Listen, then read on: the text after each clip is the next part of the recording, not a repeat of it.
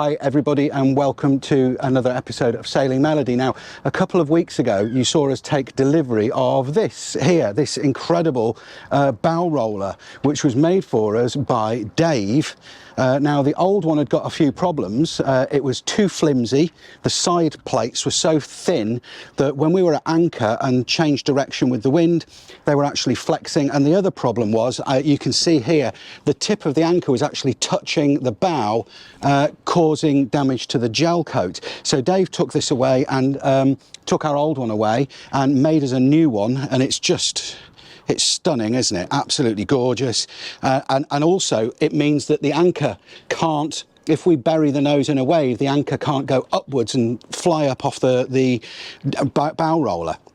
So we dry fitted it a couple of weeks ago, and the fit was just so perfect. I used my big fat belly to push it into place, and it's sweet. And we bolted it in place with just some nuts and bolts.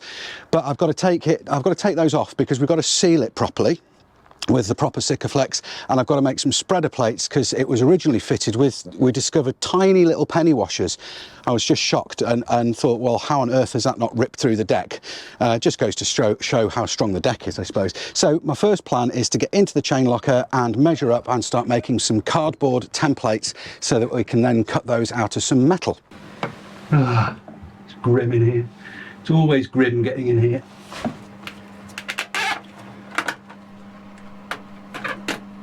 Hi.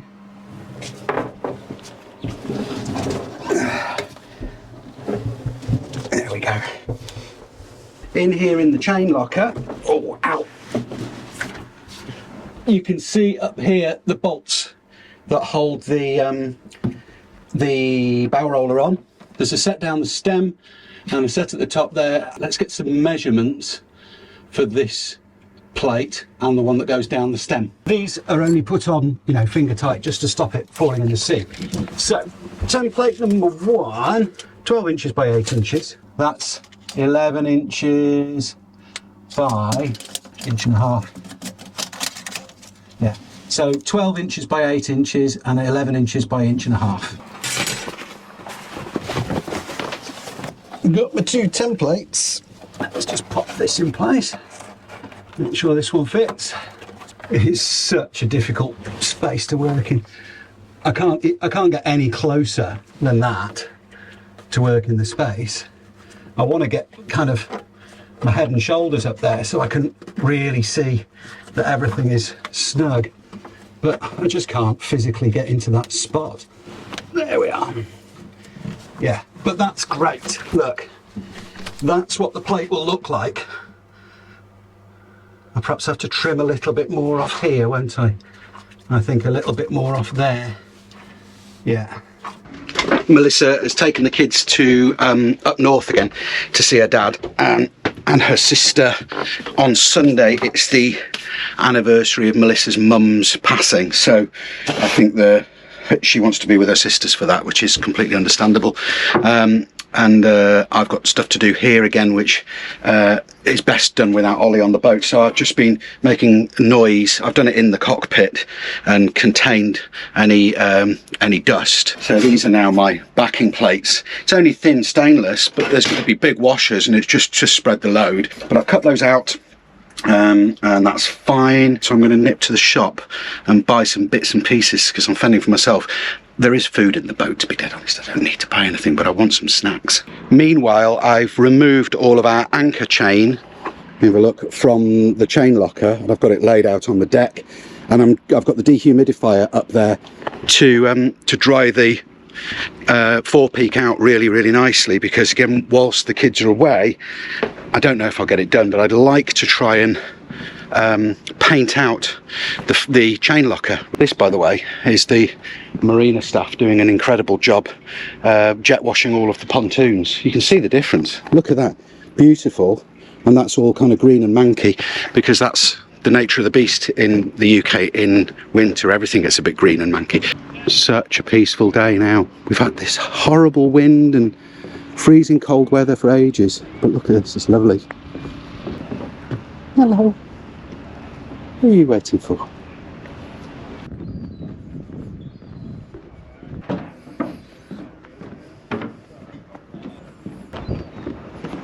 I need a haircut. I know. I'm sorting it. I think I might go into Weymouth tomorrow and get my ears lowered.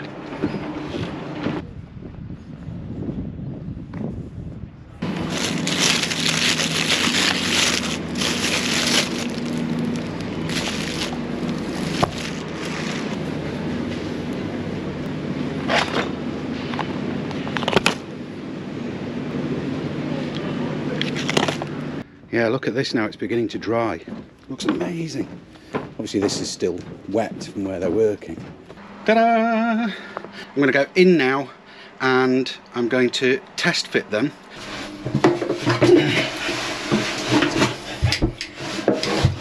Oh, God, blimey, O'Reilly. Doesn't get any easier, you know. Plate number 1 and plate number 2. Alright, put you up there. That's good. Oh. Yeah, okay. Oh. Ow. Balls. Right. Does it fit?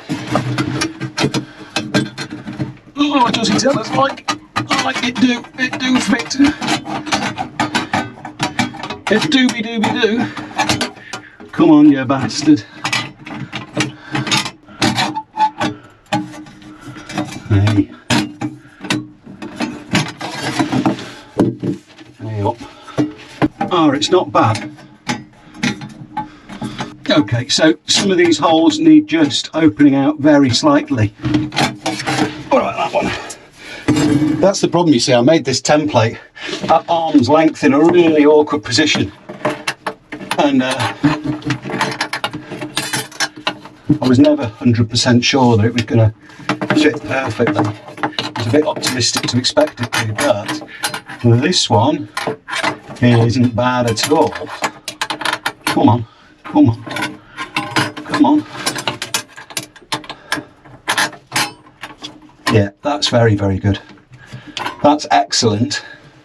And this one's going to need modding very slightly. So the plan now, these are going to need to be opened out. Now I can drill through these quite easily from outside, in fact, probably. So what I will do is I will put the dehumidifier in here overnight, get this bone dry because it's still a tad moist, and then tomorrow I'll mix up some bog, which is what we boaty people call thickened epoxy bog, and I'll get bogging. The dehumidifier has been on all night and it is toasty warm and bone dry in here. It's lovely. Now, so what I need to do, here's my plate, as I've said, and I want to mix up some epoxy because this is going up against a bit of an uneven surface. I just want to put a layer of epoxy on here to take up all of the kind of imperfections. Now, the way that we do that is we mix up the epoxy, which is basically a glue, and then we thicken it with a powder. A couple of things I'm going to say. Everybody uses West System, and West System are amazing. They're brilliant. But when I was doing a project a while ago, I tried this company Sycamin. We're not sponsored by them. We don't get anything for free, anything like that. I just want to just say I had a really good experience with them. Their customer service was good, the delivery times were good, and the product is brilliant. This is Sycamin. It's the SR5550 epoxy, and they do two different hardeners. This is the 5503, which is the fast one, and then the 5005 is the slow one, or the other way around. I've got both. And then similarly with the thickening powder, this is the Sycamin Mix Fill 10. Now, see how it looks like just powder in there? It looks like talc. So that's the Sycamin Mix Fill 10, which is more of a fairing filling compound. It's quite light, but for this job I'm going to use West System colloidal silica. That's got some colloidal silica in it and some micro balloons. This is just pure colloidal silica. It's a little bit stronger, a little bit more suitable for filleting. I am not an epoxy expert, by the way, far from it. However, I'm going to mix up some of this I'm going to smear it all over that. It's going to be an absolute pig's dog's dinner to do. Oh yeah, I need to take the bow roller off though first though, don't I? The main difficulty with working alone on this kind of project is you can't be both sides of the boat at the same time.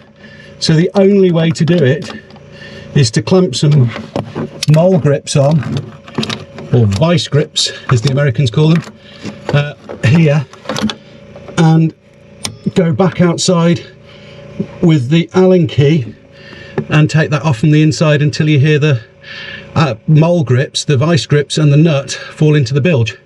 That is the only way to do it, one at a time. It takes forever. This one has got the grips on then that I've just put on the inside, and I should be able to unwind that until it just falls out. And that's why I didn't use nylock nuts when I did the dry fit, because this would be a lot more tricky. There you go, a lot more tricky had I used nylock nuts. Lovely, that's off. Back in, get the windlass nuts off.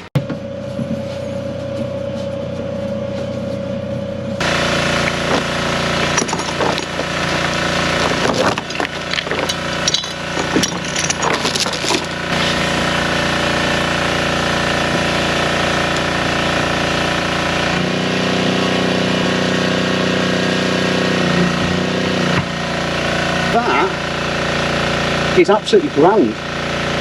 It's not. I thought it would like come away from the deck and everything, and it hasn't. I'm glad I did that though. I'm glad I did that. Right, onwards and upwards. Yeah, I thought the windlass plinth had was damaged, but it's fine. The wood isn't rotten at all. It's really nicely seated to the deck.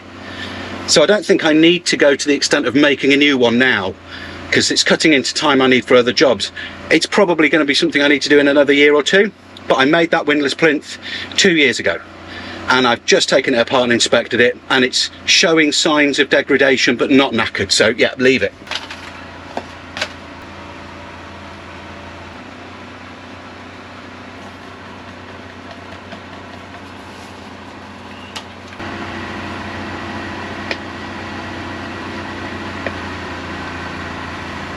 So this stuff, the colloidal silica, just works like corn flour. It just thickens the mixture, like gravy powder. But it also, because of its properties, adds an absolute ton of strength and adhesion to the mix as well. So that when I smear it all over this, which is going to be very tricky in there, it doesn't all just pour off into a big gloopy mess all over the place. That's the plan. Awesome. Oh, look at that. Scrummy yummy. I put a head torch on to do this instead of using those hanging lights, because I need both hands free, and my hands are going to be covered in gloop, and I just didn't want to get those lights covered in stuff before I've had a chance to even review them properly. But it does mean that I can't wear my mask, because I just tried it and I cannot wear the mask and the head torch at the same time, which is really annoying. Okay, so do you see how this, like, hopefully the general idea is that this will squish out and fill any imperfections in the surface to which I am bonding this. There we go. I'm not going to put all the bolts in. I only need enough to just pinch it up. Now this bit is where I struggle to turn round in the space and drop this epoxy side down it onto myself, and then it rolls off me all the way down my clothes and into the bilge. I hope you're aware of that. That is what's going to now happen. Plus, I'm now going to get epoxy all over. I'm now going to get epoxy all over the GoPro. Be a YouTuber, they said. It'll be fun, they said. It's easy, they said. Oh yeah, bugger. Right. Do not drop it. Come on. Don't drop it.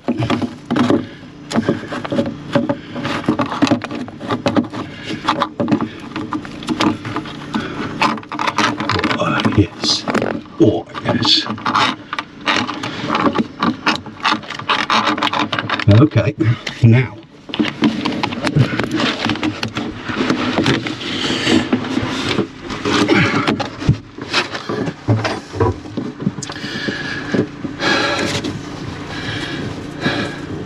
Now I have huge concerns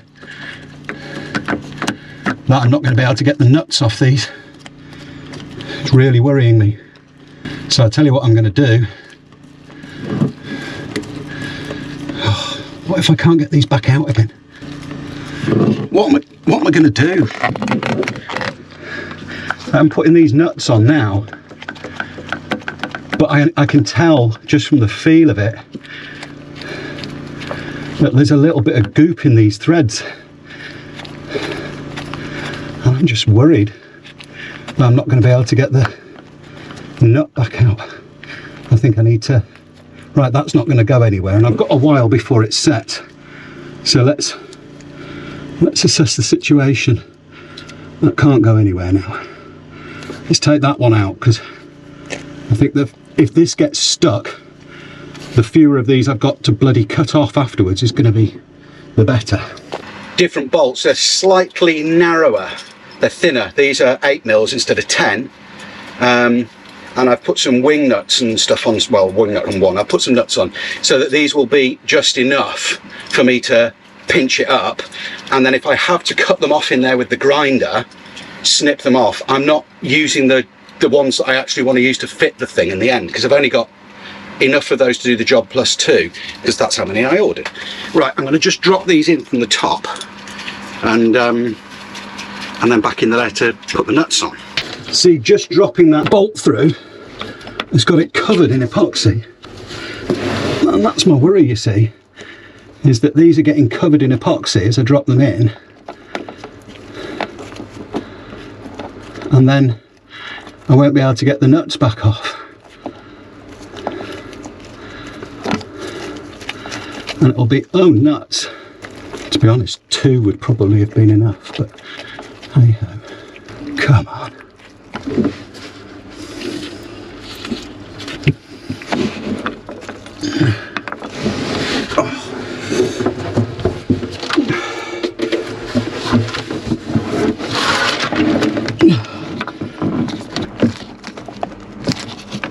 Absolute fucking nightmare.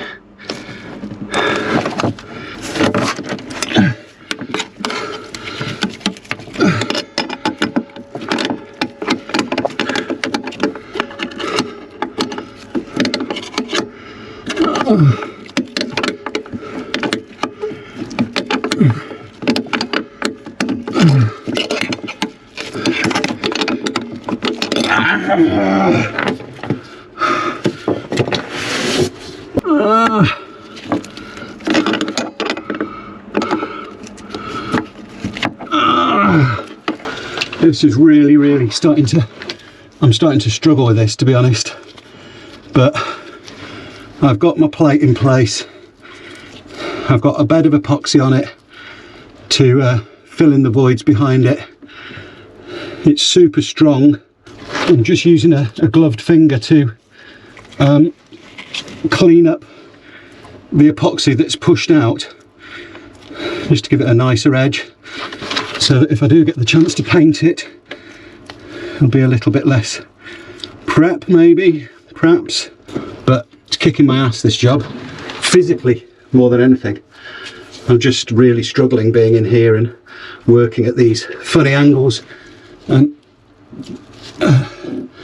because I suffer with fibromyalgia, my pain tolerance is not that great, and I get a lot of pain when I'm doing this kind of work. So that's why you'll hear a lot of grunting and groaning. Here we go. Right, I'm going to leave that to set and come back tomorrow to carry on, I think. It's the afternoon of the next day, and I'll be dead honest, I'm struggling today. I'm very low on energy and suffering a lot with pain. As I say, yesterday just kicked my backside in there, crawling in and out and in and out and in and out. But I mustn't whinge. Last time I did a thing on YouTube and complained about this kind of thing, somebody messaged me and said something, I think their words were, "To be honest, Andy, you're making yourself look like a proper dick," which I thought was a bit charming. So no complaining, but slow progress.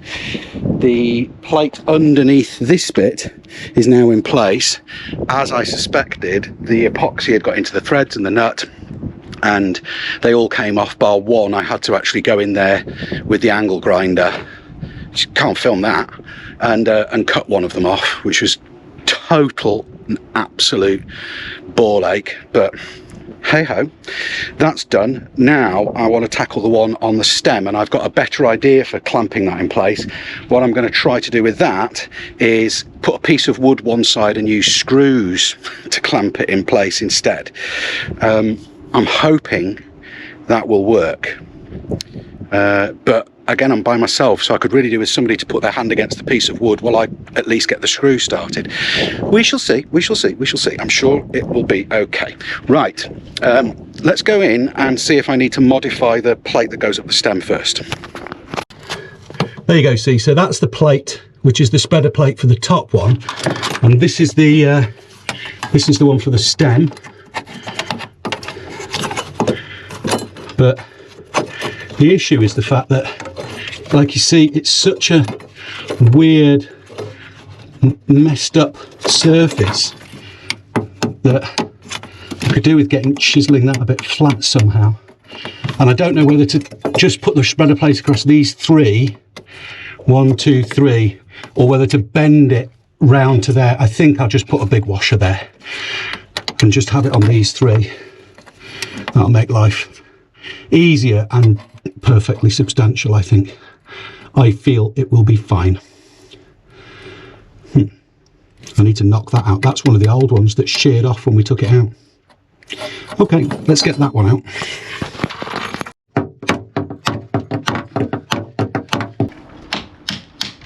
There you go. Straight through. Fab. That wasn't too difficult. What I'm going to do now is run the drill through those holes. As you can see, the epoxy I mixed last night is sort of gumming up these holes, so I'm going to clean them out with a drill bit.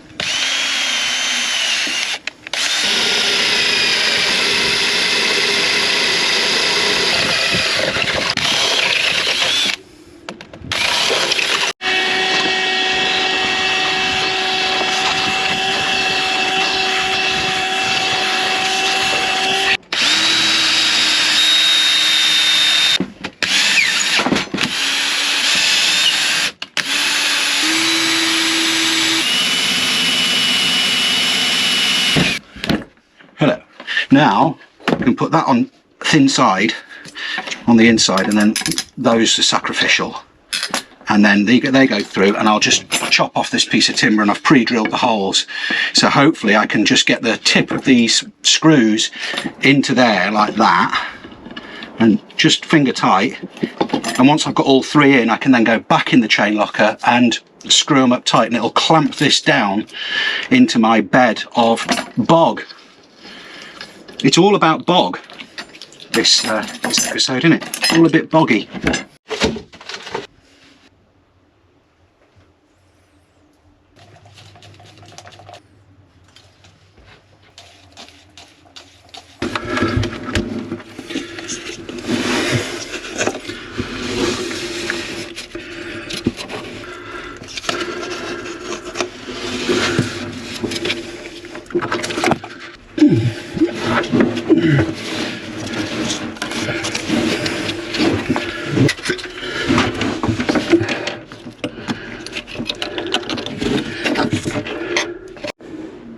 Now, my cunning plan is not going to work, because Dem screws aren't long enough to come all the way through, and I haven't got any longer ones.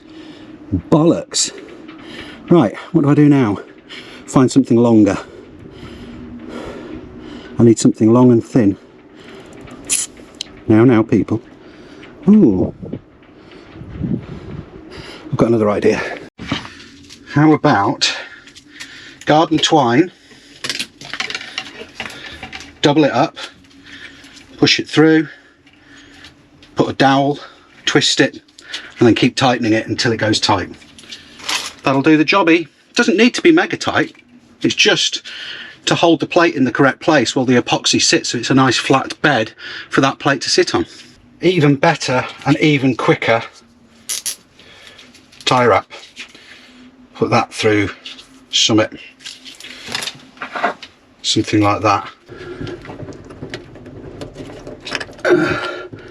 Come on, this wide. Really struggling. Kicking my ass, this job.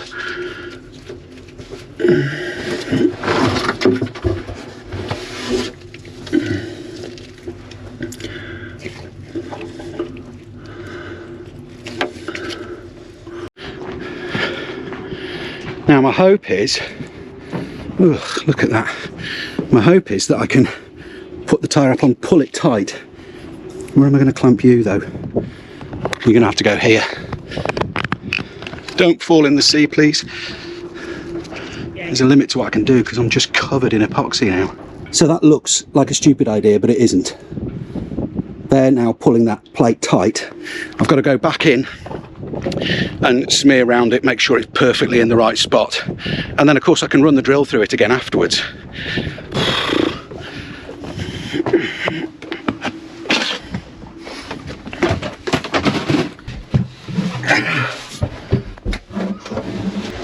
That was my last glove. Okay, that's good. I'm pretty happy with this. That's rock solid. It's not tidy, but it's strong. It's the next morning again. I've got some toast going, and I'm just going to come and cut these tie wraps off. And after I've had some toast, I'm going to be back in there and hopefully get the bow roller fitted and bolted down today, because I can then put the forestay back onto the bow roller, which means I can remove that cleat and the other fittings in there so that I can reseal them. That's my plan. So I've taken out the tie wraps, the cable ties, and I've drilled these holes through so that these now go all the way through nicely with no, oh, that one needs, oh no, it's fine, it's fine. Yeah, and all of these do the same. I've got a little bit more cleanup to do, I think. Yeah, they're all good. A little bit more cleanup. And then it's just a case of finding the Sikaflex, bolting it back on, and then redoing the gel coat repair where it's come off and these little chips. So we're ready to put the bow roller back on the boat.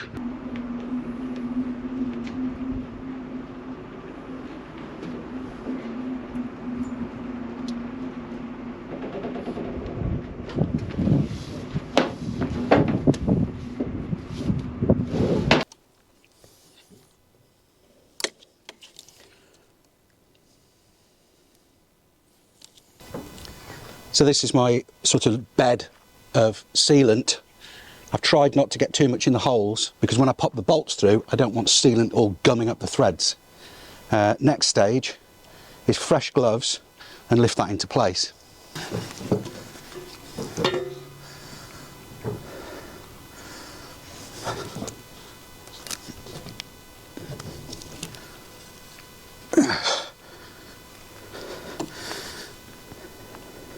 Got to get some acetone to clean off the excess, because of course pushing it into place has squidged out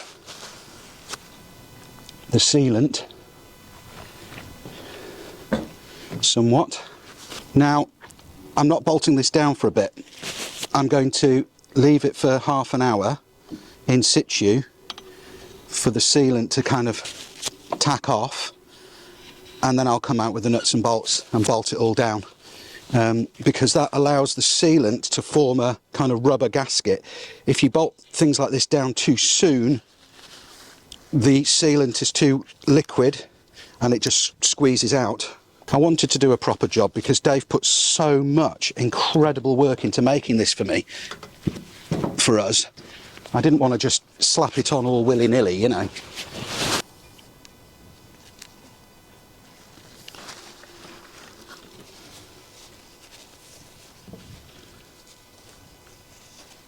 So that's all sealed up and cleaned up. You'll notice I haven't done this bit yet because I'm going to use white sealant for here. I can't do the gel coat repairs this time because I think it's probably a bit on the cold side for that. But here's a close-up of the sealing that I've just done, and like I say, I'm not bolting it tight for about half an hour until that sealant has had a time to just harden off a little bit.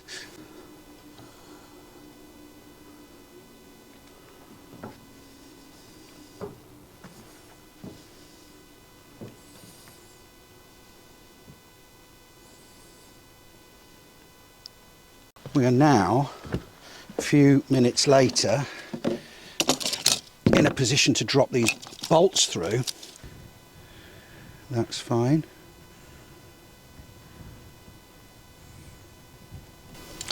Okay, so pop a bolt in.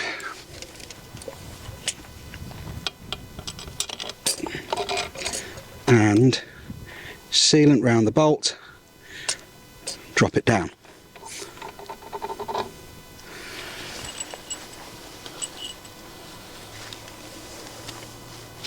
They're actually not bolts, these are called set screws. A bolt is to be a bolt really, it's got to be a set screw thread but have a straight shank at the end. So technically these aren't bolts, they're set screws, but that's just nerdy. Here we go.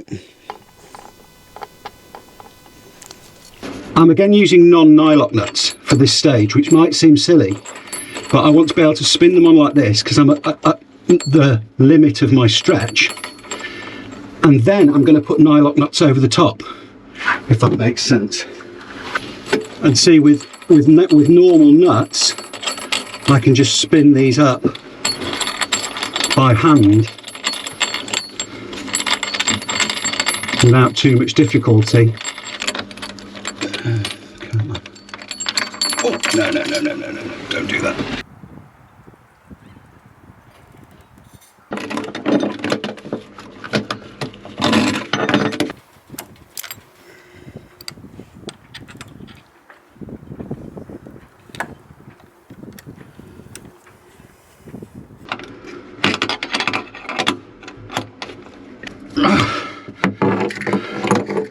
Cool.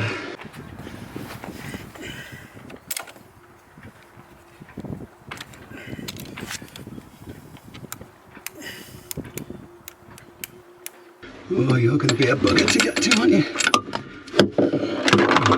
This ratchet spanner's broken, by the way, hence why I'm using the open jaw. That was murderously difficult. You're probably wondering how I'm going to do the ones along the front, down the front, because the ones going in from the top are easy because you drop them in and gravity stops them falling out. But how am I going to put the ones up through the stem? And I've got an idea. To use some of this garden metal twisty stuff. Twist that on there to stop so that this can't fall. Pop that up through the hole. Do that so that it can't fall out. So there it is. It's poking through and my bit of wire is stopping it from falling out. I've got to try and do it without bouncing the boat too much so that it doesn't fall out. But it's got a nut and washer on now. I've admitted defeat on my attempt to do this completely single-handed, and Wayne, one of the other lads who's got a boat here, is coming down to give me a hand because I just can't hold the Allen key tight one side. On the top side I could clamp it with the Allen keys, with the mole grips as you saw, but there's nowhere to clamp it here. So I've got the bolt in, but how do I stop that spinning? I can put the Allen key in, but I can't clamp it to anything. This is Wayne, who's come to help. on top. That one, then that one. Yeah. And then there's one for there, one for there. Yeah, it's got. Ah, lovely. Yeah, let me get a washer on that. All 10 bolts are in with proper nuts on now. Oh my goodness. Having Wayne's help just made that so much easier at the end there. That's all 10 tight now. Yeah. Thank you very much, Wayne. Oh, I really appreciate the help.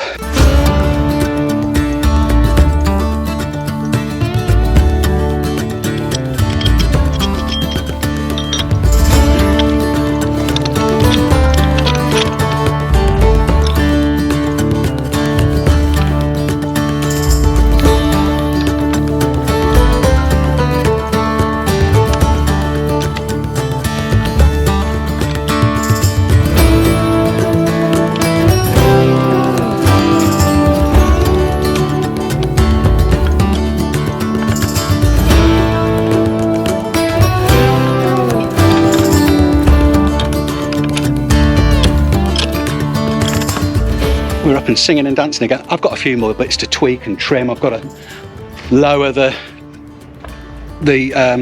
torque tube and what have you. But the forestay is now reconnected to our brand spanking new bow roller, which is fitted and sealed and bolted up tight. And I'm going to put some extra nylock nuts on the inside.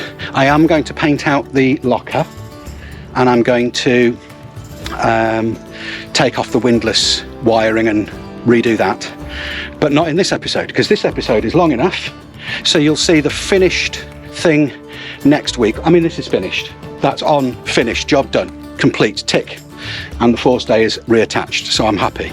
It's not, you know, the rig is great, everything's done, but there'll be more next week as always. In the meantime, thank you very, very much for watching, and thank you very much to our patrons as always. You're amazing, we love you, and thanks for your likes and comments and views, and see you next time. Bye.